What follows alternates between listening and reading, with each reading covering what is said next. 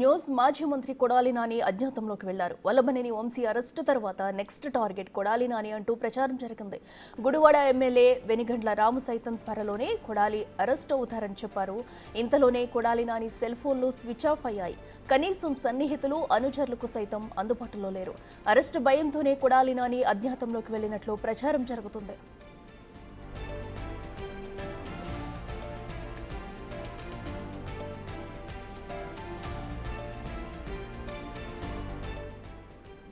కొడాలి నానిపై గుడివాడలో 3 కేసులు ఉన్నాయి. లిక్కర్ గోడను బెదిరించి ఖాళీ చేయించారంటూ కేసు నమోదైంది. వాలంటీర్లను బలవంతంగా రాజీనామా చేయించారని మరో కేసు రిజిస్టర్ అయింది.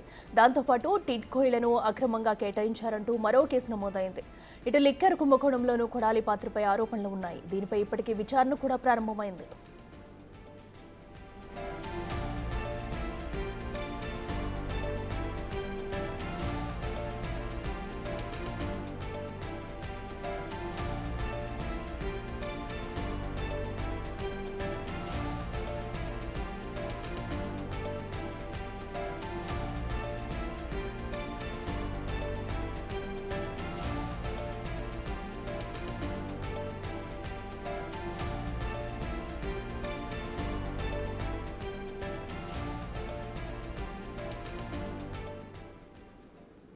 ఇదే అంశానికి సంబంధించి మరింత సమాచారం మా ప్రతినిధి శివ లైవ్లో అందిస్తారు. శివ, చెప్పండి. ఇప్పటికే అటు కొడాలి నాని అయితే అజ్ఞాతంలోకి వెళ్ళినట్లు కూడా తెలుస్తుంది.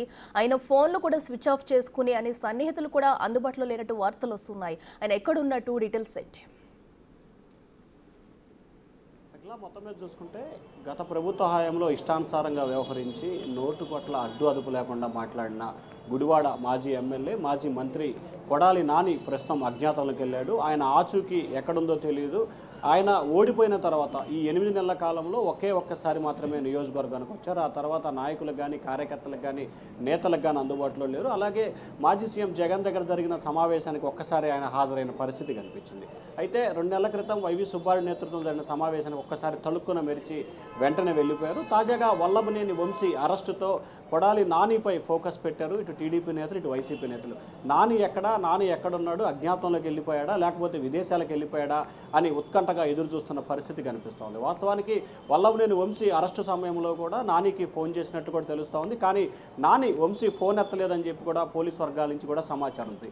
మరొక వైపు కొడాలి నానిపై గుడివాడ నియోజకవర్గానికి సంబంధించి అనేక ఆరోపణలు, అనేక ఫిర్యాదులు వచ్చిన పరిస్థితి కనిపించింది. అయితే ప్రధానంగా ఆయనపై 3 కేసులకు సంబంధించి కూడా నమోదైంది. ఒకటి టిడ్కో ఇళ్లలో అక్రమాలకు పాల్పడ్డ వ్యవహారానికి సంబంధించి కూడా గుడివాడ 2 టౌన్ పోలీస్ స్టేషన్లో కేసు నమోదైంది. అలాగే లిక్కర్ టెండర్ల వ్యవహారం, లిక్కర్ గూడానికి సంబంధించి ఒక వ్యక్తిని బెదిరింపులకు పాల్పడి అతను ఇబ్బందులు పాలు చేసి బలవంతంగా నిధులు మళ్లించారనే ఆరోపణకు సంబంధించి కూడా ఆయనపై కేసు నమోదైంది. ప్రస్తుతం ఇది హైకోర్టులో విచారణ దశలో ఉంది. మరొక అంశానికి సంబంధించి కూడా ఎన్నికల సమయంలో వాలంటీర్ల చేత బలవంతంగా రాజీనామా చేయించారని చెప్పి కూడా పలువురు వాలంటీర్లు కొడాలి నానిపై ఎన్నికల సమయంలో కూడా గుడివాడ పట్టణ పోలీస్ స్టేషన్లో ఫిర్యాదు చేశారు. మొత్తం ఇప్పటివరకు కొడాలి నానిపై గుడివాడ నియోజకవర్గ పరిధిలో 3 కేసులకు సంబంధించి ఎఫ్ఐఆర్లు నమోదయ్యాయి. మరొక 8 నుంచి 10కి సంబంధించి ఫిర్యాదులు అయితే అందే. వాటన్నిటికి సంబంధించి కూడా పోలీసులు విచారణ జరుపుతున్న పరిస్థితి కనిపిస్తూ ఉంది. ప్రస్తుతం కొడాలి నాని ఎక్కడున్నాడు, అసలు ఎక్కడున్నాడో తెలియని పరిస్థితి కనిపిస్తూ ఉంది.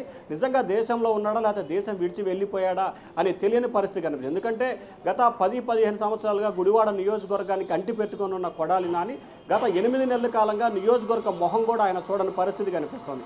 కనీసం కార్యకర్తలకు కానీ, నేతలకు కానీ, అభిమానులకు కానీ, ఆయనకు అత్యంత సన్నిహితులుగా ఉన్న వ్యక్తులకు కూడా, ఎవరైతే ఆయనకు ప్రధానంగా అనుచరులుగా ఉన్న గతంలో శశిభూషణ్ లాంటి వ్యక్తులకు కూడా కొడాలి నాని దొరకట్లేదు, అందుబాటులోకి రావట్లేదు అని చెప్పి కూడా సమాచారం అందుతుంది. ఎందుకంటే గుడివాడలో ఆయన ఉన్నా లేకపోయినా ఆయన కోటరీ ఒకటి ఉంది. ఆ కోటరీ నేతలే నియోజకవర్గ ప్రజలకు సంబంధించి పరిష్కరించడం కానీ, సమస్యలు వినటం కానీ, లేకపోతే అధికారులతో మాట్లాడడానికి కార్యక్రమాలు చేశారు. కానీ ప్రస్తుతం ఆ నేతలకు కూడా నాని ఏమాత్రం కూడా ఆచూకీ కానీ, కనీసం రెస్పాన్స్ కానీ అవుతున్నట్లు కూడా తెలియట్లేదు. ఎవరికి ఆయన అందుబాటులో లేని పరిస్థితి అయితే కనిపిస్తూ ఉంది. మరి గుడివాడలో కొడాలి నాని పరిస్థితి ఏమిటి అనే ఉత్కంఠ అయితే ప్రస్తుతం కొనసాగుతుంది. ఎందుకంటే వల్లభనేని వంశీ తర్వాత లోకేష్ రెడ్ బుక్లో ప్రధానంగా వల్లభనేని వంశీ కానీ, కొడాలి నాని కానీ ప్రధానంగా ఉన్నారు. వల్లభనేని వంశీ కంటే కూడా కొడాలి నాని చంద్రబాబుని కానీ, లోకేష్ని కానీ, పవన్ కళ్యాణ్ కానీ ఇష్టానుసారంగా వ్యాఖ్యలు చేసిన పరిస్థితి కనిపించింది.